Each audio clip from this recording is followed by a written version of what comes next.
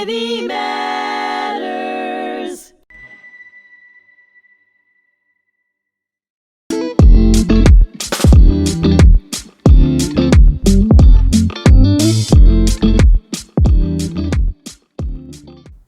Hi, my name is Ella Ben Hamo, and this is the Upstander Responsibility on hmTv. I'm with Nechama Ester, and she's my advisor from JSU. So we're going to be discussing Pirkei Avot today, which is the ethics of the forefathers. So do you want to tell us a little bit about? Yeah, sure. Thank you for having me, Ella. Of course. Pirkei Avot is, in essence, a lot of really great pieces of advice written from our forefathers, our sages, to us. And how they usually write it is in a list of like 3 things. They say like the world stands on these 3 things, or like if you need to keep in mind like 3 things, like these are the most important things. And I've learned so much great like life advice from this, and Ella and I learn it together sometimes. This is her copy. Mine is packed for our trip we're going on in 2 days. But yeah, we're gonna look at some of them together. You want to start it off, or you want? You could start off with the one. Okay. So I want to just ask you, how do you think we could translate these into being an upstander? Because me and Molly do this podcast, and it's about being an upstander and how like young leaders such as I can translate like some stuff like that we learn in Judaism or Torah and that stuff. So I feel like you're helping me with that aspect of it. But how do you think I can translate some of these things to my like responsibility of being an upstander? So everything in Judaism, it's about being an upstander. It's not about sitting on the side and watching life happen or letting things happen, right? The whole new thing that just happened in Israel, it was about being a lion. Like that's what they called the mission. That's what we are as a Jewish people. We're a lion. We're not bystanders, and we're definitely not victims. We're lions. We stand up, we get up, and we do. And everything that we learn in the Torah, it's supposed to be practical and applicable to our lives. And there's nothing more applicable than Pirkei Avot. I really find that every single piece in here is so applicable to my life, meaning it's a piece of advice that I can take and use in my day-to-day life in 2025, sitting here with you, going on our trip next week. Yeah, we're going on a trip to Israel next week for about, 3 weeks? Yeah, very excited. TJJ. Yeah. So, all right, let's start off. Okay. So the first one that came to mind when we were talking about upstanders was from chapter 2, the 6th piece, the 6th sentence. And I'll say it in English, and I'll say the part we'll talk about in Hebrew. So Hillel used to say, a boor cannot be fearful of sin. An unlearned person cannot be scrupulously pious. Someone who's embarrassed cannot learn. The quick and impatient person can't teach. Anyone excessively occupied in business cannot become a scholar. And then the last line, which is the most important line, he says, B'makom she'ein ish, hishtadel liyos ish. So in a place where there are no leaders, in a place where there's no man or leaders, strive to be a leader. And I think that when we speak about upstanders, this is the most integral piece, right? Because sometimes we wait for somebody else to stand up, or it's not my job, like they'll deal with it. And we have to keep in mind that like, it's up to you. I mean, like we always speak about, Ella and I speak about a lot, what it means to have a mission in this world. And it's up to you to fulfill it. It's not up to anyone else to fulfill it. Nobody else can do your piece. Only you can do your piece. And in a place where nobody else is doing their part, in a place where nobody else is being that leader, be that leader, stand up, be that upstander in that area. I know you've spoken about in your past podcasts where like, in terms of anti-Semitism, nobody was standing up and you did. Be that leader exactly like you were. Yeah. I think that's very applicable to my life, especially now because I'm a youth leader and I do a bunch of things that like require me to be that person to stand up. And it's the same thing like when I see on social media someone posting something bad or like just misinformation just in general, like I always am the person to say something, and I always I never sit back and let things happen just because like I know obviously in Judaism it's like Hashem always has a plan, everything is meant to happen and all that stuff. But when people are like, I'm meant to be an upstander and I'm meant to be the person to go and say something when something is upsetting me or when something is just wrong or flat out incorrect when it comes to social media and that stuff.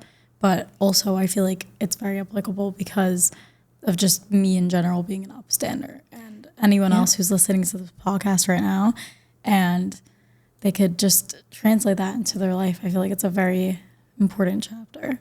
I love this because I think anybody can use this, meaning even like for us on our trip next week, we're going to be on a bus moving constantly for 3 weeks. We're going to be staying at different hotels every 2 nights. And even if it's as small and simple as like there's a girl who nobody wants to room with, being an upstander, saying like, I'll room with her. Like I'll sit next to the girl on the bus who nobody's sitting next to her. Not you because know I'm that person too. Totally you are, Ella. And not because you pity them, but because like you see a value in them and nobody else has seen it yet. Yeah. I feel bad, but at the same time, it's like if no one else is going to do it, I'm going to be the person to do it because I wouldn't want to be in that position. So why would I leave someone else in that position if I could do something about it? Yeah. And it's funny because we were talking, sorry, I hit the mic. We were talking about this last week. I called you up and I said, Ella, I need you to know something going into TJJ. I said, I need you to know you are a leader and you are an upstander in this case. I said, the things you do, people follow. Meaning to everyone out there, like people watch your every move. Yeah. And they absorb it. And someone like you and someone like a lot of the teens on our bus, people catch on to it like wildfire. They want to be your friend, and B, they like what you do and want to do what you do. So when you, like we were talking about turning in, like both of us turning in our phones for Shabbos. Yeah. All 3 weeks. When you do that and your friends who wouldn't have necessarily done that, see you doing that, they're like, I want to do that. Ella's doing it. I can't wait. It's exciting. It's somebody else does it and you catch on. You're like, wait, that's really cool actually. That's what happened when we went to Orlando too. I saw it happen. So many people turn in their phones. It was crazy. Ella Ben Hamo put her phone in the phone bag and the next thing I know, there's like a swarm to the bag. And the girls were like, I would never. Yeah. Suddenly they're like, no, take it. I don't want it. I know. It was the best Shabbos too. Such a good Shabbos. Yeah. But I feel like what you say is very true though. When someone sees someone doing something, they absorb it and they think like, oh, because they're doing it, I think it's okay. And also like you have to, I know I have to set a good example obviously on TJJ, but just in general, like I know that people are watching me. I know that my younger family members are watching me, what I do and how I act and how I speak, like how I talk and how I act and how I interact with people is very important because I know I want to set a good example for these people. And obviously on TJJ, I want to be the one that sets a good example and I don't want to be the one that's like, oh no, like this is fine. No, it's definitely not. I'm going to remind you of this when you break curfew. No, stop. But I really think it's very important to be a good example for people to follow by, especially when it comes to Shabbos. When we went to Yarchikala, what was it, 2 years ago? Yarchikala was a trip we went on 2 years ago. Yeah, in a hotel, and it was my first JSU event. It was, I always say this, it was the most soul-changing thing I've ever experienced. But that Shabbos, even though I didn't hand it into the New York thing, I wasn't even on my phone for Shabbos at all. Experiencing Shabbat and experiencing all of that stuff is just so amazing to me. I feel like anyone should be able to have that opportunity. What does it mean to you really, especially when it comes to JSU? Shabbos? Yes. Shabbos is a breath of fresh air. It really is. Shabbos is a time, and I said this to somebody last week, to be so present. The entire week, we're running, literally running from place to place and here and there, and especially picking up phones and texts and calls. I'm the most guilty of this. I was on the phone with you and I was getting 5 more calls at the same time, and I'm wait, do I pick up? Do I not? I'm so not present throughout the week. And then Shabbos is that one time where I can go wait, I'm here with my friends, with my family, with God, with our teens, with JSUers. It's the best. It's the most amazing. I'll say Shabbosim with you guys, spending Shabbos on JSU, spending Shabbos in Orlando, on your Chikala, or even having you guys come to my apartment, which we do sometimes. Yeah. It's the most amazing. Those are the most meaningful, the most inspiring, the most Kedusha filled, holy Shabbosim. Yeah. In my house, I didn't really Shabbos wasn't like a huge thing. We just kind of had dinner and that was like pretty much it. Sometimes we did Havdalah, but like whatever. It wasn't really that big of a deal. But like I always light candles and I always do like these small mitzvahs like to prepare for Shabbos. And then I feel like finally like this is like my time to just be. Like I feel like you don't really get that from anywhere else. And I know like everyone's like Shabbos is the day of rest, but like it really is like the relief that you feel just not having to worry about anything on Shabbos. Like I'm so excited to be able to experience that again. Like I feel like a lot of people don't realize how meaningful it is. And honestly, after TJJ, I'm hoping to keep more Shabbos more often and all that stuff. Like I'm already setting goals for myself. And I think that's really important going into the trip too. Just understanding like the meaning of Shabbos and all of that stuff. Can you talk a little about ebbing and what that means to you? Okay. What is ebbing? So ebbing is when it's on Shabbat, right? Yeah, as Shabbos ebbs away, Shabbos closes. As Shabbos is closing, all of the teens come together and we all have song sheets in front of us and are in a huge circle. Everyone's so emotional. I cry every single time. And we're all like having our arms like wrapped around each other and just like crying and singing. And like, it's like the energy and the emotions that you feel from like, especially from ebbing is like the most, like honestly, like probably the most in touch I ever feel with my emotions is when I'm ebbing, because I feel like my soul is connected to my body in that way. Like I feel like that sounds weird, but like when you're singing and when you have a harmony with everyone and everyone's so emotional and feeling the same exact way that you do, and you don't want Shabbos to go away because of how like relaxed you feel and stuff. Like sometimes I just don't want Shabbos to end. But once you experience it for the first time, it's like you just never will stop.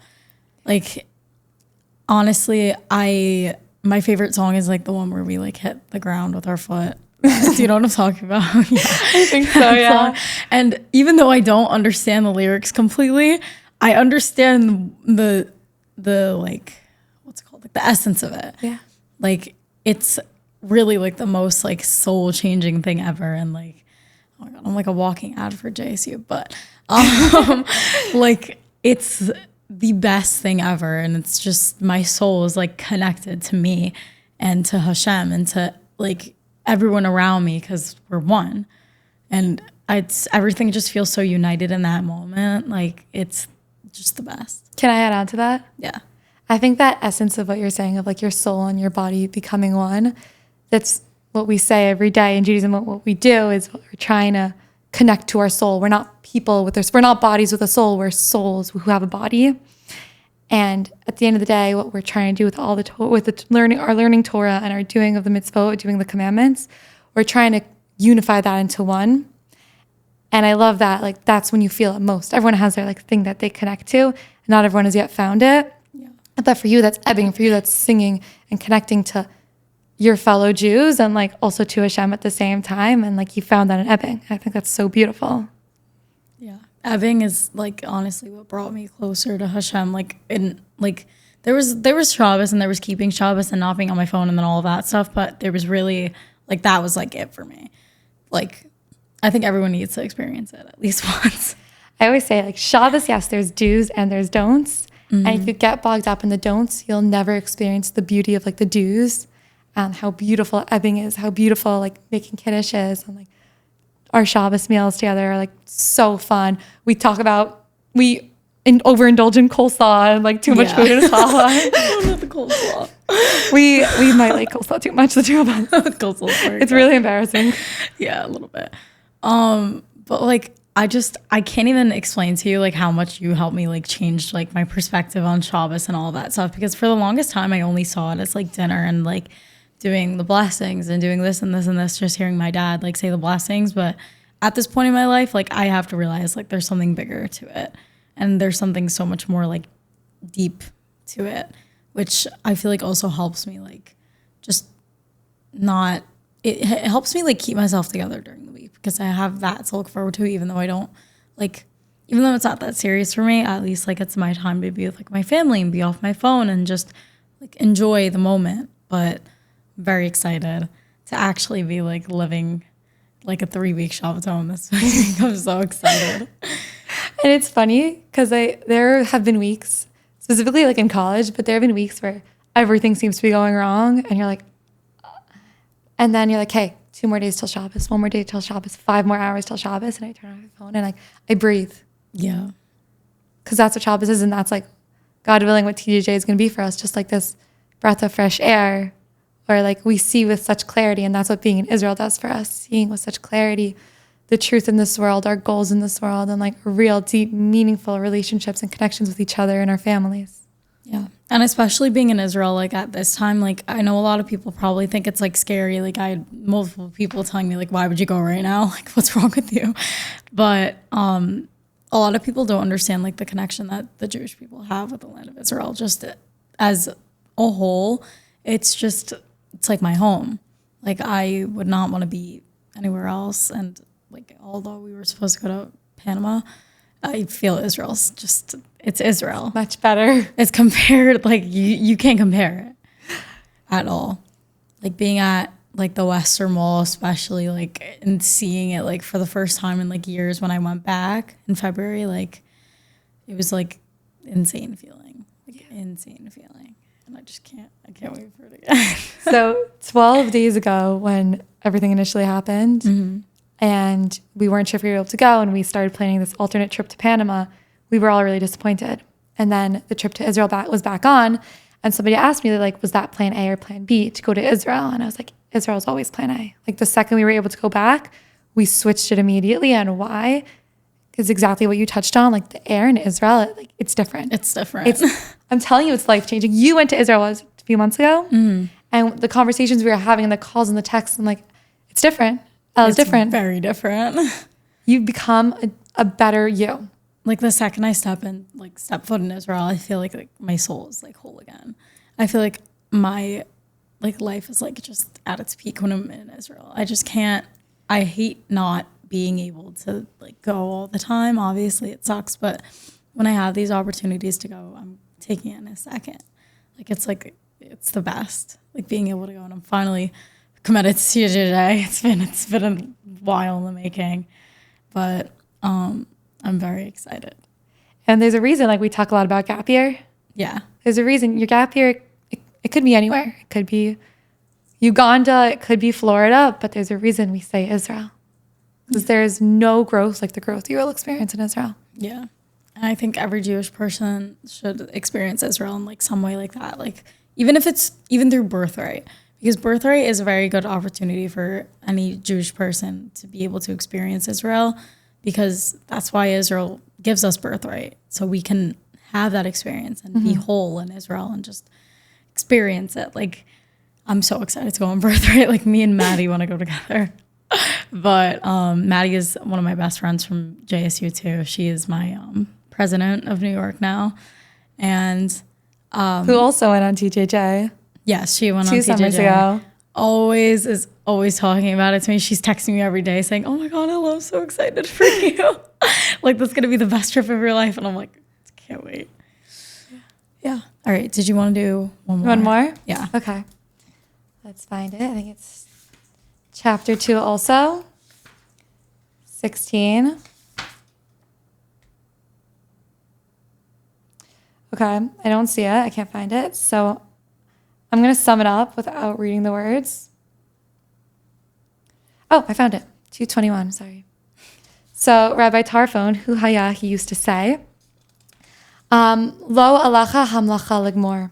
You are not required to complete the task. V'lo ata ben chorin lihibatel mimena. Yet you are not free to withdraw from it. And then he goes on to say, if you have studied much Torah, they will give you much reward, and your employer can be relied upon to pay you the wage of your labor, but be aware that the reward of the righteous will be given in the world to come. And I never had learned this one before. I learned it from a rabbi who I did TJJ with 3 summers ago, Rabbi Honig. And he taught me this line of, you are not required to complete the task, but you, at the same time, you're not free to withdraw from it. And he said to me, the work isn't yours to complete. whatever job it is, whatever task you're faced with, whatever mission has been put in your way. We were talking about whether that's bullying, anti-Semitism, anything like that. It's not yours to say, oh, like I can't fix it on my own, so I'm not going to do it at all. Yeah. You are obligated to do it, to try and to start. And the rest will fall into place. Meaning your friends and your family and other people will come and they'll help you and they'll back you up. And you're not obligated to do it alone. But to look at a problem and to say, not my problem, that sounds like a you problem or not a me problem. That's not what we do. That's not what we believe in as Jewish people. Yeah. I feel like that also translates into being like an upstander too, because if it's you, obviously you're not required to do anything. You're not required to stand up. You're not required to say this thing to this someone who's who's saying like a bad comment about what you believe in or what you think is like right. Or you're not required to stand up against something that you think is wrong. But if you don't, who will?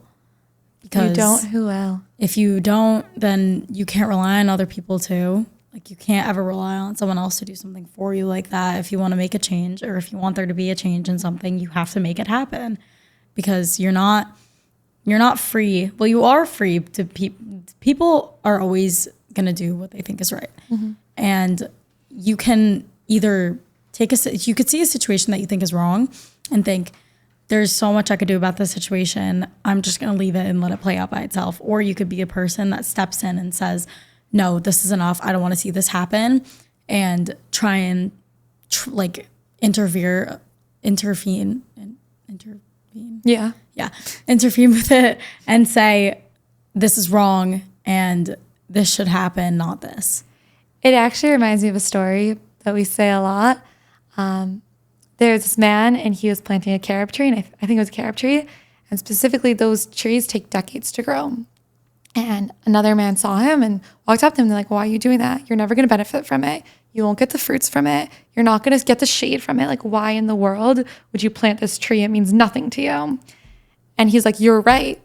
But me putting in this effort now, me starting the work now, me standing up and being this leader now, like we said before, I won't benefit from it. But you know what? In 10 years, 20 years, 30 years down the line, like my children will. Yeah. And I'm starting this work. And I'm not going to finish it. I'm not going to sit in the shade. I'm not going to pick all the weeds from it as it grows. But other people will. And in 30, 40, 50 years down the line, there's going to be a stunning tree here. And my children and my grandchildren and my great-great-great-great-great-grandchildren are all going to benefit from it. And I think that is what the meaning of this is saying. It's not yours to complete. You might not benefit from that work, but you know what? Generations and generations from now, somebody else will. Yeah, that's why I stand up against anti-Semitism too, because I want to be that person who prevents it from going further than it already is. Because once I see stuff happening the way that it's already happening, I feel like it's just turmoiling more and more and more and more and more. If I can make a little bit of a difference to get one person to stop or to get one person to be a little more educated than they were previously, I feel like I've done a mitzvah. I feel like I've done a good thing because I want to prevent future Jewish generations from having to deal with the amount of hate that Jewish people are always facing. But obviously there's always going to be hate in the world. Unfortunately, that's the way it is. But if I'm able to at least make a tiny bit of a difference, I will feel satisfied. And I want that for more people and more people to be able to stand up against hate and to stand up against things that they don't believe in and just things that they know that are wrong, instead of sitting and watching it happen. And I'll connect it back to what you were saying before, right? Of all these things like we're learning, we're taking on, whether it be Shabbos or different mitzvot, commandments, things that speak to us. The things you do not only impact you, but impact your future generations, exactly like we were saying before. We have physical DNA, and then we also believe we have spiritual DNA. So every mitzvah that you take on, every commandment that you begin to do, right, doesn't only affect you, makes you more connected, more present, more holy, but also to your children and to your grandchildren as well, and everyone around you. Thank you, Nechama, for joining me today. My name is Ella Ben Hamo, and this was the Upstander's Responsibility on hmTv. Be well.